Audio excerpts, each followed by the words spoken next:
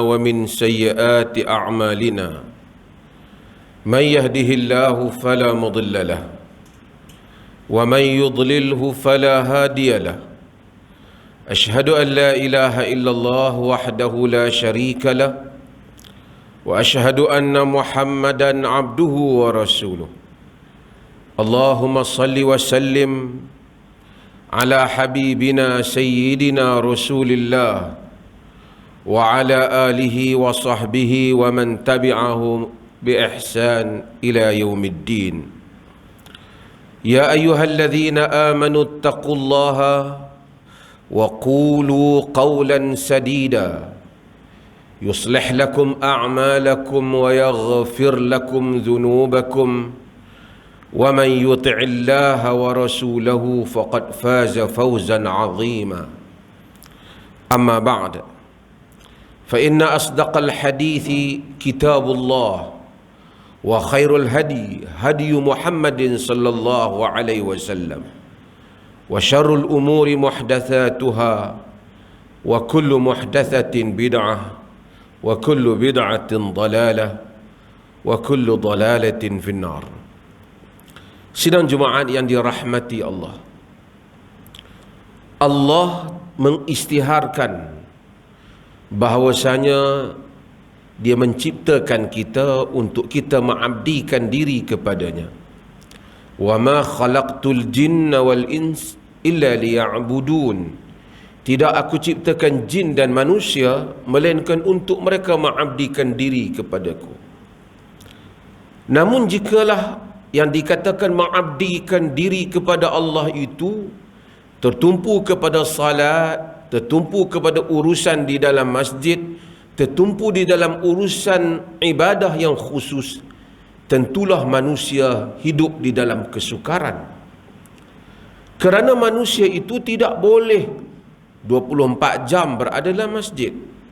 Dia perlu makan, dia perlu minum, dia ada keluarga, dia perlu menjaga dirinya, kaum keluarganya, dia perlukan rumah.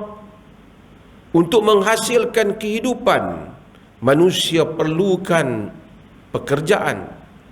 Untuk membolehkan manusia hidup secara berperaturan, manusia memerlukan sistem pergaulan atau sosial yang betul di kalangan mereka. Untuk itu maka Allah Subhanahu wa taala bukan saja jadikan ibadah itu berkaitan dengan sembahyang, puasa, zikir, solat sahaja. Allah menjadikan bekerja untuk mencari rezeki yang halal itu termasuk juga di dalam ibadah. Maka dengan itu Allah Subhanahu wa taala meluaskan agama ini, syariat ini meluaskan maksud ibadah, supaya bukan saja manusia boleh mendapat pahala ketika dia berada di dalam masjid ataupun di tempat salatnya, tetapi manusia boleh mendapat pahala ketika dia pergi menuju ke tempat kerjanya, ketika dia bekerja, ketika dia berusaha, ketika dia berladang, ketika dia berada di pejabatnya, ketika dia berada di kilangnya, ketika dia menghasilkan petukangannya. Kesemuanya itu dikira sebagai ibadah jika tujuannya untuk mencari rezeki yang halal yang diredai oleh Allah Subhanahu wa taala. Hari ini hari Jumaat, kita baca surah Jumaah. Bila Allah Subhanahu wa taala selepas habis memerintahkan kita hadir kepada Jumaat, Allah kata apa? Allah kata fa idza qudiyatis salah fantashiru fil ard wabtaghu min fadlillah wadhkurullaha katsira la'allakum tuflihun. Maksudnya fa idza qudiyatis salah, apabila telah diselesaikan salat, fantashiru fil ard, bertebaranlah kamu di atas muka bumi, wabtaghu min fadlillah, dan carilah daripada kurniaan Allah, cari rezeki, cari kelebihan, wadhkurullaha katsira, dan ingat Allah banyak-banyak, la'allakum tuflihun, mudah-mudahan kamu akan berjaya.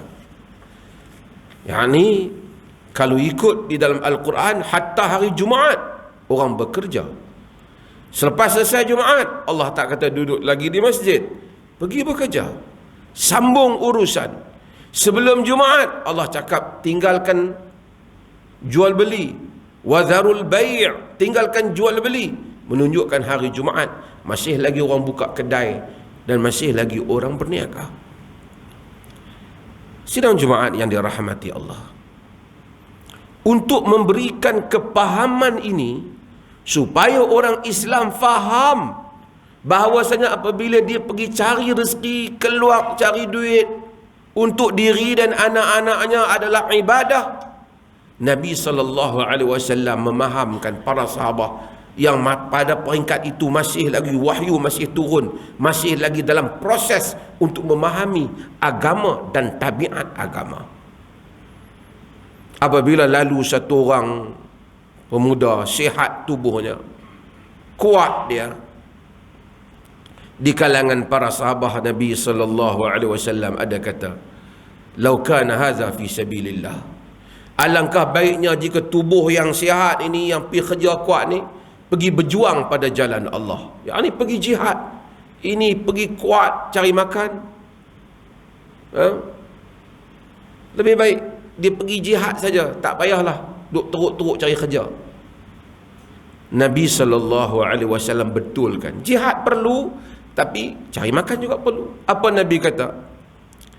In kana kharaja yas'a ala waladihi sigharan fahuwa fi sabilillah. Jika dia keluar untuk bela anak dia yang kecil, untuk dapat rezeki untuk anak dia yang kecil, dia pada jalan Allah. Wa in kana kharajan yas'a ala abawayhi shaykhaini kabirain fahuwa fi sabilillah. Jika dia tak ada anak pun, dia keluar kerana nak cari rezeki, nak bantu untuk kedua ibu bapa dia yang tua yang dah tak mampu cari rezeki, dia berada pada jalan Allah. Wa in kana yas'a ala nafsihi yu'iffuha fahuwa fi sabilillah.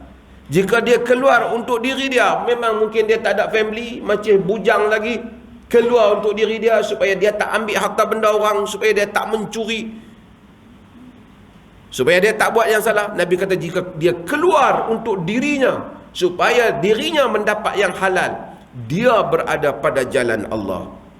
Wa in kana kharaja ria'an wa mufakharatan fahuwa fi sabili syaitan. Kalau dia keluar kerana nak tunjuk megah kat orang, maka dia pada jalan syaitan. Yang tu baru jalan syaitan.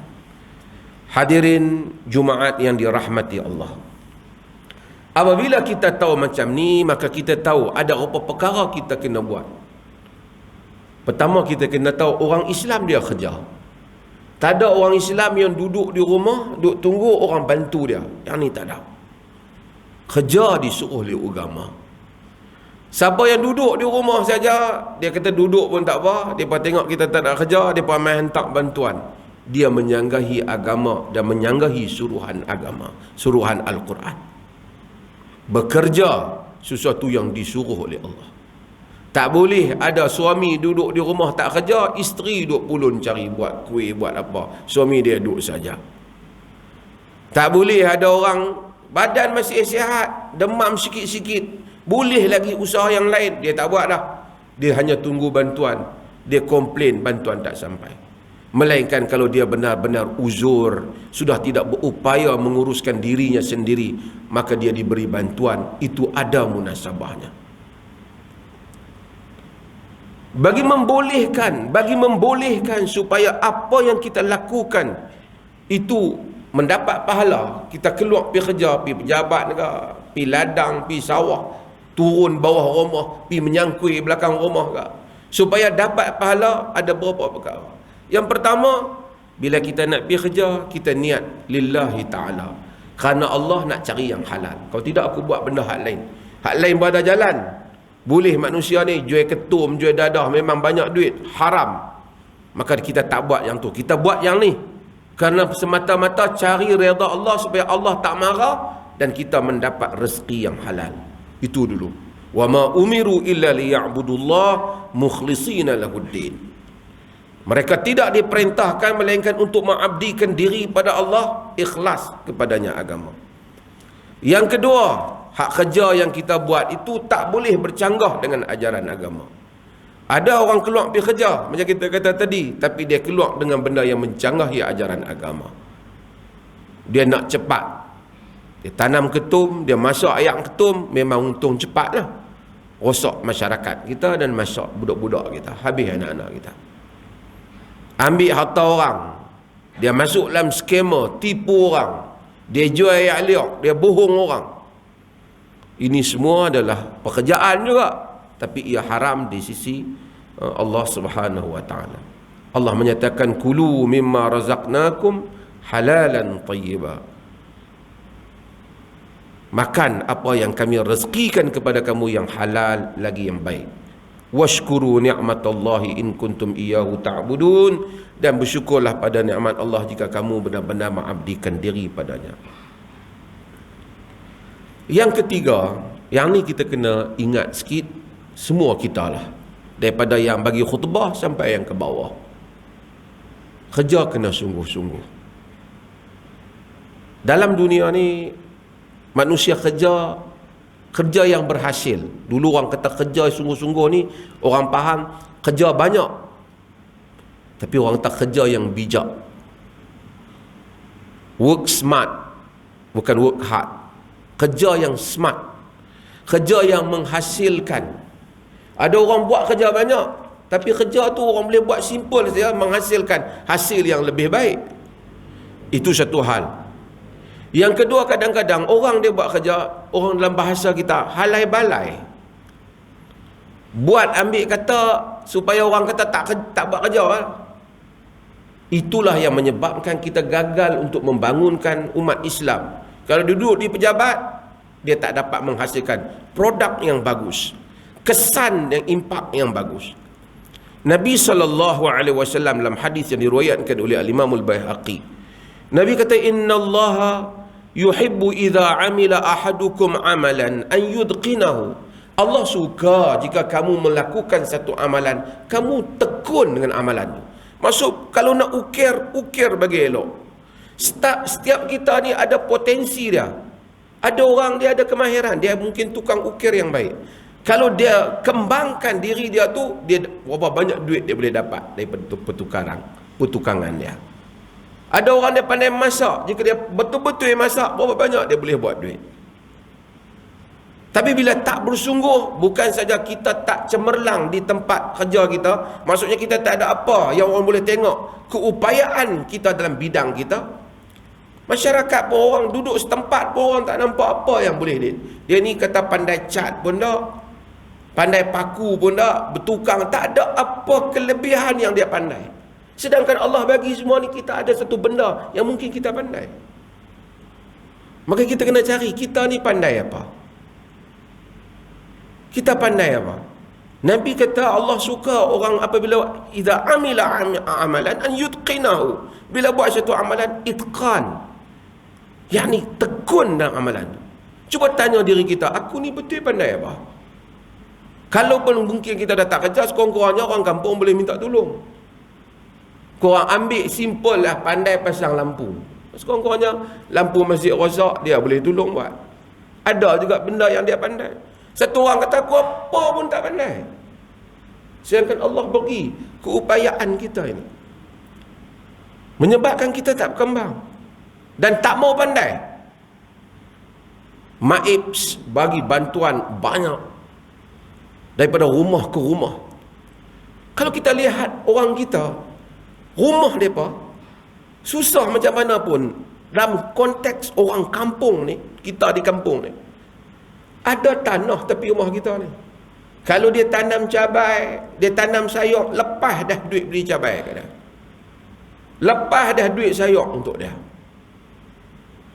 Tapi keliling rumah dia dengan penuh dengan rumput, dengan apa, sapu pun kadang-kadang tak bersih, plastik bawah rumah pun dia tak buang. Dia hanya menunggu dan meratapi nasib dia. Aku ni susah dan miskin. Tuhan marah. Dia bagi nikmat sihat kat kita. Sidang Jumaat yang dirahmati Allah. Maka dengan itu, bagi pegawai-pegawai dan mereka yang bertugas dengan syarikat yang lain, kita amanah dengan kerja kita. Gagalnya satu umat, satu bangsa untuk maju ke hadapan kerana kita tidak amanah. Jepun pernah menjajah kita. Kita serik, orang Melayu pun marah dengan apa yang Jepun buat. Kalau kita pergi ke Jepun, kita lihat Jepun ni negara dia macam-macam. Selalu gempa bumi dan macam-macam. Hasil bumi dia pun tak banyak. Gunung berapi ada macam-macam. Tapi kesungguhan dia ikhtiar untuk hidup sehingga dia menjadi bangsa yang kuat. Produk dia kita guna. Kesungguhan. Sebab itu, apabila adanya kesungguhan dan adanya amanah dia terhadap harta dia daripada kepimpinan politik negeri dia, negara dia, yang jika dipertikaikan atau terbukti terlibat dengan rasuah, salah guna kuasa, ambil kesempatan, mereka letak jawatan. Padahal mereka tak beragama. Maka negaranya akhirnya kesungguhan rakyat Jepun menghasilkan bukan nikmat pada bangsa Jepun sahaja, nikmat kepada dunia ini, sehingga kereta kita, alat elektronik kita banyak hasil daripada negara mereka. Sedangkan dari segi kurniaan Tuhan, negara kita jauh lebih baik daripada apa yang ada kepada negara mereka. Yang berikutnya lah, sama-sama kita ingat bahawa saja rezeki ini Allah Ta'ala bagi. Kita doa pada Allah bila nak keluar pergi kerja. Di samping kita minta rezeki, kita minta juga berkat atas rezeki. Huwallazi ja'ala lakumul arda dhalulan famshu fi manakibiha. Dia jadikan bumi ini mudah, kamu jalan atas muka bumi. Wa kulu min rizqi, makan rezeki dah. Di samping usaha kita juga percaya faktor rezeki Allah. Kadang-kadang dia bagi rezeki, dia bagi duit banyak, dia tak bagi rezeki pada kita untuk kita makan. Ada orang duit banyak tapi penyakit pun banyak, dia tak boleh makan. Ada orang bantal elok, rumah besar, tempat tidur nyenyak, dia tidur tak lena. Allah Subhanahu wa taala memberikan rezeki dan kurnia supaya kita semua tahu dunia ini sementara di atas apapun rezeki yang kita ada. Allah cerita tentang Qarun, Allah ingatkan Qarun, dia remind kita juga. Antara kata-kata yang disebut pada Qarun ialah wabtaghi fima atakallahu daral akhirah wala tansa nasibaka minad dunya wa ahsin kama ahsanallahu ilaik. Cari apa pada harta yang Allah beri pada engkau itu kehidupan akhirat. Maksud kalau Allah bagi harta pada kita, cari akhirat dengan harta kita. Wala tansa nasibaka minad dunya, jangan lupa nasib kau di dunia. Yang ni habuan kau daripada di dunia. Maksudnya kalau kita ada duit, bukan saja duit ni keutamaan duit kita, fikir untuk akhirat. Sebab tu sedekah di samping untuk akhirat kita, ia memberkati rezeki kita. Beri pada orang, sumbang kepada orang, bagi pada anak yatim, beri pada orang miskin. Masyarakat yang peka untuk tolong antara satu sama lain. Bukan saja, ini keajaiban. Di dalam ekonomi, 1 campur 1 adalah 2. 3 campur 4 adalah 7. 2 campur 2 adalah 4. Tapi kalau di dalam makna spiritualnya, 2 campur 2 campur berkat, 4 dan plus. 4 dan tambahan demi tambahan yang lain. Kurniaan Allah dengan RM4 ataupun RM20, RM50 yang diberkati, kehidupan lebih baik dibandingkan RM200 yang tidak diberkati. Maka dengan itu, di samping kerja sebagai ibadah, peruntukan-peruntukan kita yang ada untuk bersedekah dan seumpamanya, mudah-mudahan Allah Subhanahu wa taala merahmati kita. Barakallahu li wa lakum fil Qur'anil azim wa nafa'ani wa iyyakum bil ayati wa dzikril hakim.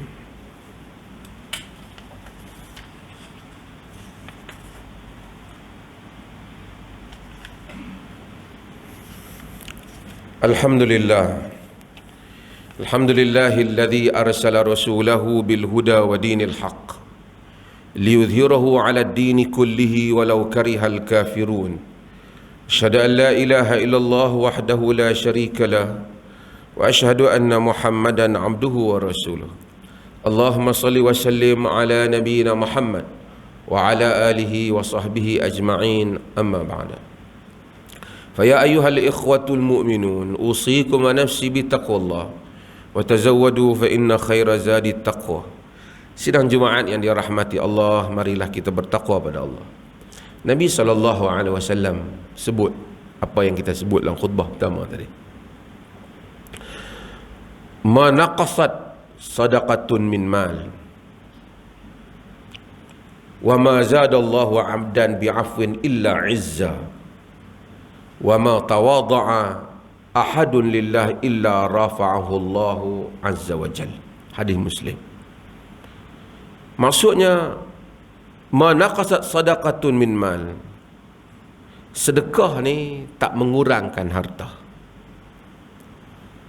Nampak macam korang lah, ada RM50, wah keluar RM10, jadi RM40 lah. Tapi janji Allah tak kurang. Dia akan datang keajaiban-keajaiban di dalam hidup ni disebabkan sedekah. RM50 yang kita ada, mungkin banyak lagi yang kita kena belanjakan, tapi mungkin kerana sedekah, sebahagian perbelanjaan selamat. Sebahagian masalah yang bakal menimpa, Allah selesaikan. Sebahagian duka cita yang kita takut, Allah selamatkan. Sebab itu Nabi kata, sedekah tak mengurangkan harta. Dan tidak mengurangkan, Allah tak menambah bagi seorang hamba dengan kemaafan, melainkan kemuliaan. Kita maafkan, walaupun kita boleh bertindak, maaf. Tidak tawaduk satu orang kerana Allah, melainkan Allah mengangkatnya. Hadis ni semua mengingatkan kita bahawasanya supaya kita bersedekah. Dan sedekah ni dia akan menimbulkan satu sikap yang baik. Orang orang yang tak bagus ialah orang yang 24 jam fikir nak menerima daripada orang. Sebab itu agama kita suruh sedekah, upah fikir aku nak memberi. Sebab itu dalam slogan Majlis Agama Islam Perlis ni, kita dalam membantu golongan asnaf, kita kata kita nak bantu dia sehingga daripada penerima zakat kepada pembayar zakat. Bagi macam-macam skill, hantar kursus, macam-macam kursus kita buat. Cuma kadang-kadang orang kita tak minta. Maib sediakan macam-macam. Apa kursus nak, habang dia nak hantar habis. Supaya dia balik, dia boleh memberi, bukan saja dia menerima. Kerana memberi akan membawa kepada banyak keberkatan. Tapi manusia jangan tunggu kaya. Ada RM5, bagi RM5. Ada RM10, bagi RM1. Walaupun orang kata RM1 nak boleh buat apa, bagi. Belajar memberi. Dengan memberi mendatangkan berkat. Dengan memberi ada izzah, ada nilai tinggi di dalam jiwa kita. Supaya kita tidak rendah jiwa dan kita selalu bergantung dengan Allah Subhanahu wa taala. Inna Allah wa malaikatahu yusalluna 'alan nabi ya ayyuhalladzina amanu sallu 'alaihi wa sallimu taslima. Sesungguhnya Allah dan malaikatnya berselawat kepada Nabi.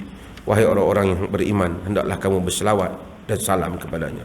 Allahumma salli ala Muhammad wa ala ali Muhammad kama sallaita ala Ibrahim wa ala ali Ibrahim wa barik ala Muhammad wa ala ali Muhammad kama barakta ala Ibrahim wa ala ali Ibrahim fil alamin innaka Hamidun Majid. Allahumma ghafiril muslimina wal muslimat wal mu'minina wal mu'minat al-ahya minhum wal amwat innaka sami'un qaribun mujibud da'wat wa qadiyal hajat. Ya Allah, ampunilah seluruh kaum muslimin sama ada yang hidup ataupun yang telah mati. Ya Allah, berikanlah petunjuk, hidayah serta rahmat-Mu kepada kami sekalian hamba-hamba-Mu dan kepada pemimpin kami terutama Raja Pemerintah Negeri Perlis Tunku Said Sirajuddin Ibnu Almarhum Tunku Said Putra Jamalul Lail, dan Raja Muda Perlis Tuanku Syed Faizuddin Putra Ibnu Tuanku Syed Sirajuddin Jamalul Lail, serta kaum kerabat baginda supaya sentiasa beramal dengan kitabmu dan sunnah Nabi Muhammad sallallahu alaihi wasallam, dan engkau lanjutkanlah usia baginda berdua dalam keadaan selamat, sihat sejahtera, dan semoga dengan kesihatan yang baik yang engkau kurniakan kepada baginda berdua terlaksananya pemerintahan yang adil lagi diradai olehmu. Ya Rahman, Ya Rahim, kami memohon kepadamu dengan segala kerendahan diri sebagai hamba-Mu. Engkau indahkanlah akhlak kami, engkau baiki pergaulan antara kami. Engkau peliharalah kami dari penyakit lemah, malas, berfikiran dangkal, dan buruk budi pekerti. Ya Rahman, Ya Wadud, engkau bagi keluarga kami, anak isteri kami, saudara mara kami, jiran tetangga kami, dan seluruh urusan mereka yang kami kasihi. Kau jadilah kami umat Islam yang mempunyai ketinggian akal dan budi, mempunyai minda yang unggul dalam menguruskan kehidupan, dan menjadi teladan yang baik kepada manusia yang lain. Rabbana atina fid dunya hasanah wa fil akhirati hasanah wa qina adzabannar. Innallaha ya'muru bil adli wal ihsan wa ita'i dzil qurba wa yanha 'anil fahsya'i wal munkar wal baghi ya'izukum la'allakum tadhakkarun.